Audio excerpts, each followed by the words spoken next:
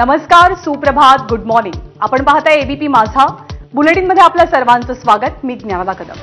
बुलेटिनच्या सुरुवातीला मुंबईतल्या एका लोकसभा मतदारसंघासंदर्भात अत्यंत महत्त्वाची बातमी आणि त्याच बातमीनं आपण बुलेटिनला सुरुवात करूया.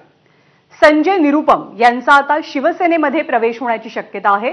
उत्तर पश्चिम मुंबईमधनं संजय निरुपम यांची शिंदेंच्या शिवसेनेकडनं चाचपणी सुरू झाली आहे. तसंच संजय निरुपम यांच्यासोबत अभिनेते शरद पोंक्षे, सचिन पिळगावकर आणि सचिन खेडेकर यांच्याही नावांची चाचपणी सुरू असल्याचं कळतंय.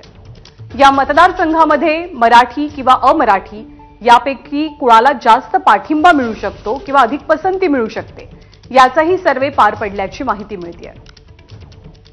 वैभव परब सध्या आपल्या सोबत आहेत.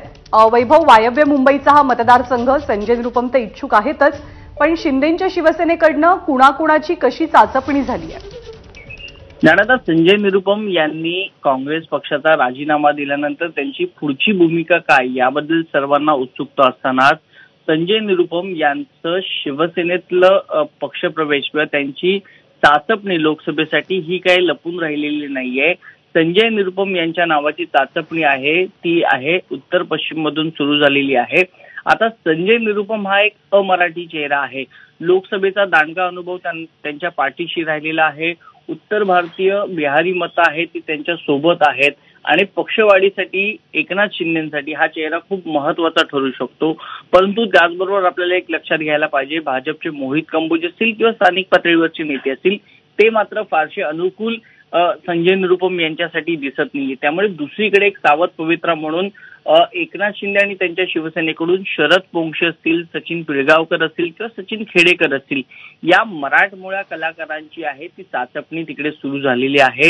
ही नावं देखील मोठ्या प्रमाणात चर्चेत आहेत. म्हणजे उद्या जर संजय निरुपमना कौल मराठी लोकांनी नाकारला तर त्याचे परिणाम आहेत ते मिशन 45 वर होऊ शकतात. अब की बार 400 के पार या मिशनवर पडू शकतात. त्यामुळे एक सावध पवित्रा म्हणून या मराठी कलाकारांना देखील संधी देण्याचा विचार आहे तो पक्षाकडून सुरू झालेला आहे.